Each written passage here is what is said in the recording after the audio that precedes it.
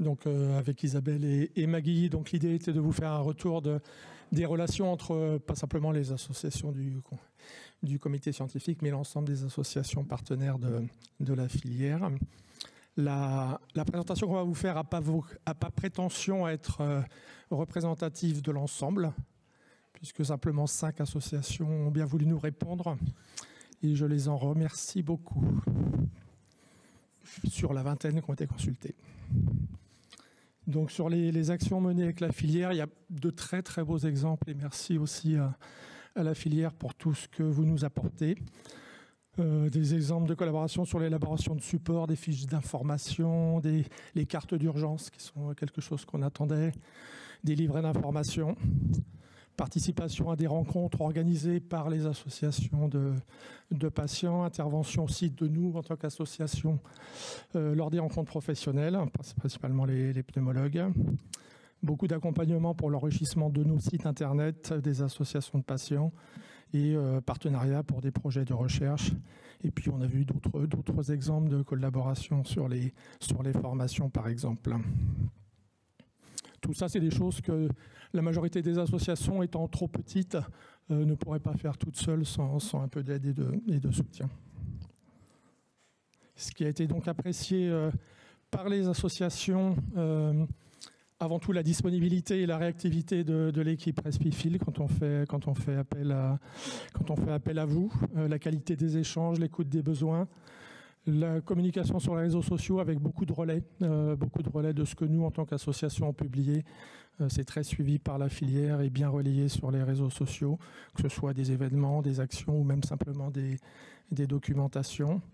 La newsletter Respifil, avec une petite mention particulière pour la lettre de la recherche qui est attendue avec impatience par tous les adhérents et toutes les associations et qu'on relaie très largement aussi.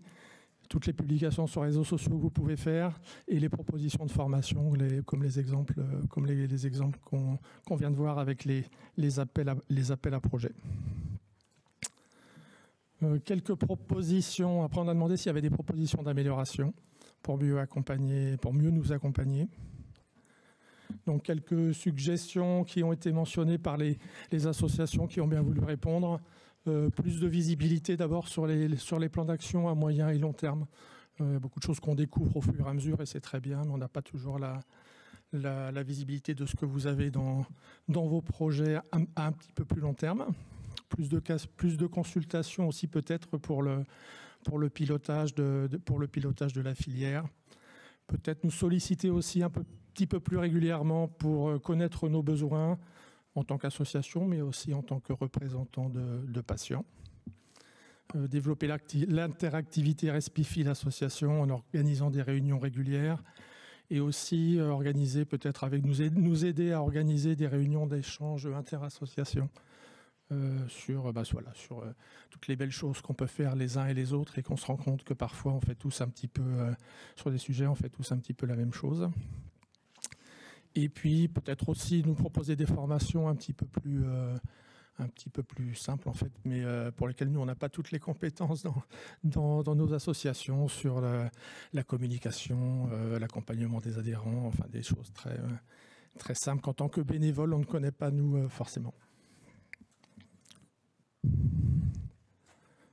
Je te passe la parole Isabelle. Hein, à toi de jouer. Donc, ce qu'on a identifié aussi dans les retours des associations, c'est qu'il y a des choses qui méritent. On sait qu'il y a des chantiers en cours sur préciser la transition enfant-adulte. Essayer aussi d'identifier, d'améliorer peut-être pour certaines maladies rares respiratoires des éventuelles complications. Donc, en s'appuyant sur différents spécialistes qui interviennent dans la prise en charge de la pathologie. Donc, ça peut être des ORL, pneumologues. Un point qui est également remonté, c'est le partenariat ville-hôpital, qui est plus d'échanges en fait entre les équipes soignants à l'hôpital et le médecin de ville et puis l'équipe infirmière kiné. Donc il faudrait plus leur donner des informations et fluidifier les échanges. Ce qu'on aimerait aussi, c'est faciliter la communication entre nous, associations, et les centres de compétences. On a besoin de se faire connaître et que les patients, les familles sachent que ces centres de compétences sont là pour les prendre en charge. Et puis peut-être proposer aussi des nouveaux outils pour aider les patients. Ça, c'est des demandes récurrentes des adhérents, par exemple des annuaires, de kinés, de prestataires de services. Et puis proposer ou orienter vers des services de support de type psychologue, assistante sociale. Pour développer la collaboration Respifi, l'association partenaire, donc on a quelques idées pour faciliter la collaboration. Donc peut-être animer une communauté des associations. Donc actuellement, ce n'est pas formalisé, mais ça pourrait être bien de mettre en place ce type de dispositif. Nous proposer aussi peut-être des rendez-vous téléphoniques, peut-être une fois par an, pour faire un bilan de nos besoins, puis faire le point sur ce qui a déjà été proposé par la filière. Et puis, le top du top, peut-être, c'est organiser une journée dédiée aux associations pour mieux se connaître entre nous. Déjà, on se connaît quelques associations, mais ce serait bien de se connaître encore plus, partager les bonnes pratiques, parce que ce n'est pas la peine de réinventer des choses qui fonctionnent bien, et puis que Respifi nous donne ces dernières nouvelles, et que nous, on puisse après les redescendre auprès de nos adhérents, des familles et des patients. On avait noté aussi quelques idées pour le futur plan national maladies rares. Donc, ce qui revient souvent, c'est développer l'éducation thérapeutique du patient. Donc, partir du besoin du terrain, donc en appliquant au mieux les associations pour identifier les nécessités et les priorités, et prendre en compte des spécificités de certaines maladies, donc quand il y a différents composants dans la maladie, et puis s'inspirer de programmes existants. Il y a des centres de référence, de compétences qui ont déjà développé des choses, peut-être informer sur ce qui existe et puis les déployer plus facilement dans d'autres centres hospitaliers. Et puis peut-être proposer des petits outils simples, pratiques, réutilisables, comme les outils d'ETP également. Et ce qui est important aussi, c'est l'ETP. Pour l'instant, on le voit au niveau de l'enfance, mais ce serait bien de le donner à chaque âge de la vie, donc ados, adultes et puis seniors. Il ne faut pas les oublier, aussi les seniors. Donc, renforcer l'accès au traitement. Donc on a beaucoup parlé de l'accès aux médicaments. Donc, permettre aux patients de rentrer plus facilement dans des programmes d'essais cliniques. Et puis, bien sûr, lutter contre l'impasse et l'errance diagnostique. Donc il y a pour le papillot, je ne sais plus le nom, le PPR en fait. Comprendre pourquoi certains enfants ne développeraient pas la maladie alors que d'autres le font. Et puis, un détail important, c'est renforcer aussi la communication sur les maladies respiratoires rares auprès des médecins, des paramédicaux, mais aussi du grand public.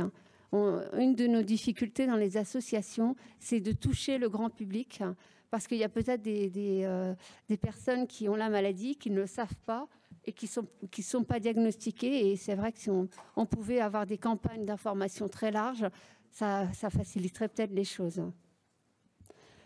Concernant l'accélération de la recherche, nous, on souhaiterait convaincre les chercheurs, les laboratoires de travailler sur nos maladies rares. C'est une chose qui est compliquée, mais je pense que les labos, une maladie rare, peut-être certaines composantes de la maladie rare peuvent être une composante qui se retrouve dans des maladies chroniques. Et il faudrait que les labos ils comprennent ça pour justement développer des programmes de recherche. Et puis nous, on aimerait bien avoir aussi, on a déjà la lettre sur la recherche, mais avoir encore plus d'informations sur l'avancée de la recherche. Donc, on en a parlé, améliorer le lien ville-hôpital, donc aider les centres à intégrer plus facilement l'équipe qui s'occupe du malade en ville, donc dans les décisions et dans le suivi pour éviter des erreurs de prise en charge. Et puis, donc, de développer des outils, justement, pour faciliter cette communication ville-hôpital. On aimerait bien aussi favoriser l'accès à l'innovation. donc en mettant en avant des nouvelles initiatives, et puis peut-être soutenir des startups qui ont aussi des bonnes idées pour améliorer le quotidien des patients, et donc avoir connaissance de ces programmes de start-up et peut-être les aider dans leurs travaux. Et puis améliorer le parcours du soin, ça c'est essentiel dans la vie quotidienne des patients. Donc en facilitant les échanges entre les différents acteurs qui prennent en charge les patients dans leur parcours. Donc on aimerait bien, donc déjà aujourd'hui c'est très gentil de nous avoir donné la parole, donc organiser des rencontres peut-être spécifiques en dehors de la journée Respifil, associations, et donc pour peut-être répondre aux besoins, donc il y a l'Alliance Maladies Rares qui propose déjà des formations, des outils aux associations de maladies rares, mais peut-être ce serait bien d'avoir des choses bien spécifiques à notre filière, et puis peut-être organiser des journées thématiques, soit en présentiel, distanciel, en mixte, pour nous présenter la recherche médicale sur les maladies rares respiratoires, comment ça se passe, les différentes étapes, nous aider dans la communication auprès de nos adhérents, et puis nous présenter aussi les dispositifs médico-sociaux sur les droits, les aides, parce que ça fait partie, quand on est bénévole dans une association, c'est des questions récurrentes. On nous sollicite beaucoup pour avoir des informations sur les démarches auprès de la MDPH, auprès de la CEPAM, des gens qui se retrouvent face à des refus, qui ne comprennent pas et qui sont désorientés. Et donc, faciliter le partenariat entre les associations. Donc, nous, on a déjà commencé à le faire. Avec HTAP, on a mis en place un partenariat. L'association ADCP a une psychologue et l'association HTAP a une assistante sociale. Donc, on se mutualise les deux services pour rendre encore plus de services à nos adhérents. Donc, voilà un petit peu notre retour sur la filière. Et un grand merci pour tout ce que vous faites.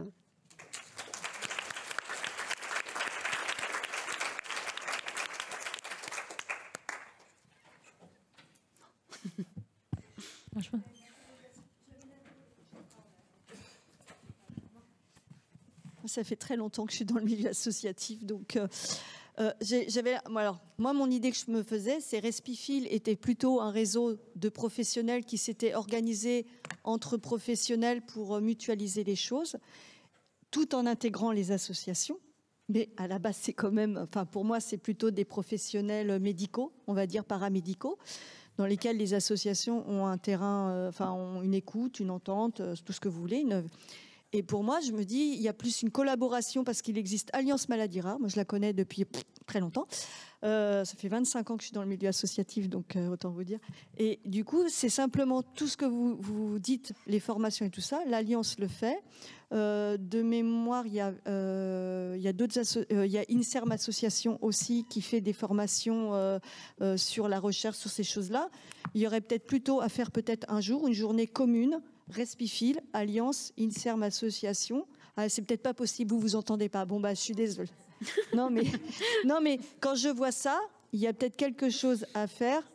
Parce que sinon, on va faire comme les banques de données, machin, on va multiplier, je dois remplir le truc, je dois aller là. Moi, la réflexion que j'ai, c'est je me dis, bon, il y a une association qui existe là, d'associations, et on l'utilise d'un côté, il y a Respifil de l'autre, on l'utilise de l'autre côté, il y a INSERM de l'autre, on l'utilise de l'autre côté, et ça va faire le même truc, on va remplir des banques de données respectives et on se disperse. Donc il y a peut-être plus une réflexion là-dessus. Je pense que c'est complémentaire en fait. Déjà par rapport à la recherche sur les maladies rares respiratoires, tout ce qui est communication, je pense que le meilleur interlocuteur, c'est Respifil en fait, qui est capable de nous donner les informations sur nos pathologies en fait. Et puis après aussi, Respifil aussi nous informe aussi sur les formations. Donc, sur Parents Experts, si on n'avait pas eu l'information, on n'aurait pas inscrit des gens de nos associations. Mais bien sûr, tout doit être complémentaire. Il ne faut pas multiplier les choses. Mais c'est quand même bien aussi, je pense, de se retrouver à un moment donné pour partager nos expériences de maladies rares respiratoires. Juste pour compléter ce que dit Isabelle, on a la chance en fait d'être avec la filière, d'être une vingtaine d'associations, effectivement en complément de l'Alliance Maladies Rares, hein, avec tout ce que fait l'Alliance qui est très très bien, on en fait aussi partie, et on est tous des malades des maladies respiratoires. Et on a plein de sujets communs. J'ai regardé tout à l'heure, j'ai eu la chance de pouvoir regarder le poster qu'a fait Justine sur sa nouvelle association MNT tout à l'heure. C'est des pathologies complètement différentes.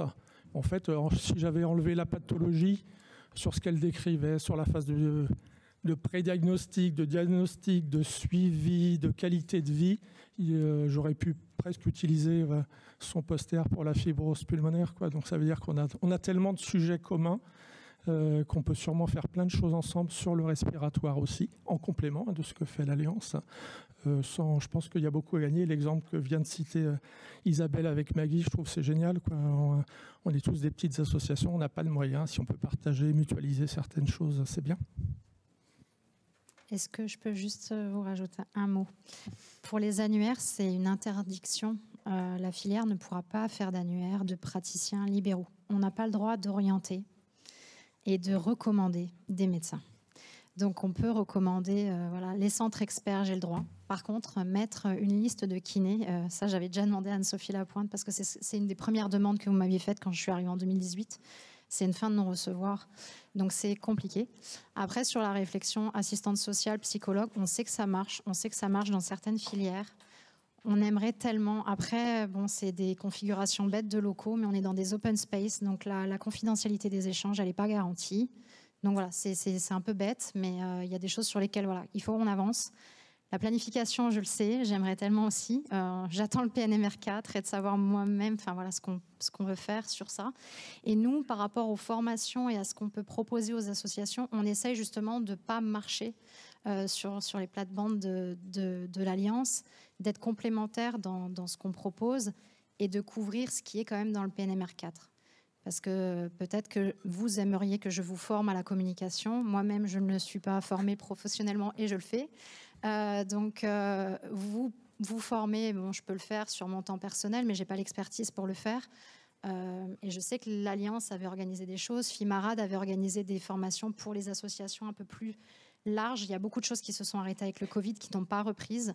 Et on est toujours pris dans une certaine course. Et certainement qu'il faut qu'on se pose aussi pour pouvoir voir comment mieux vous accompagner par la suite. Essayez de recenser vos besoins. On a l'impression qu'on le fait peut-être mal, mais en participant à toutes les journées des associations, c'est quand même, vous êtes 19, donc c'est souvent des week-ends et c'est souvent pas forcément parisiens, donc ça nécessite des déplacements pour nous et essayer de comprendre. Alors, je ne sais pas si les familles identifient toujours qui nous sommes. Ce n'est pas le but. Le but, c'est de savoir quels sont vos besoins et d'essayer d'y répondre dans ce qui nous est autorisé de faire. Voilà, donc on essaiera de faire mieux. Et le bulletin de la recherche, on a reçu les résumés de plusieurs lauréats, donc c'est en cours de rédaction pour le RS. Merci Céline pour les annuaires. Juste peut-être que si vous ne pouvez pas vous recommander, peut-être que vous pourriez nous aider à recenser. Puis nous, on peut recommander derrière. Je pense que nous, on a le droit en tant qu'association. J'aurai le droit de recommander, par exemple, tous les praticiens qui ont suivi tel DU. Là, j'ai le droit de dire, tous ceux-là ont suivi le DU machin. Ça ne veut pas dire qu'ils sont bons, mais ils ont suivi une formation. Ça, j'ai le droit de le faire. Non, mais par contre, je ne peux pas vous lister tous les kinés de France et vous dire, celui-là, n'y allez surtout pas. Ça, c'est vraiment votre rôle un peu bouche à oreille et votre spécificité d'association. Mais nous, c'est pas, on n'est pas labellisé pour ça, quoi.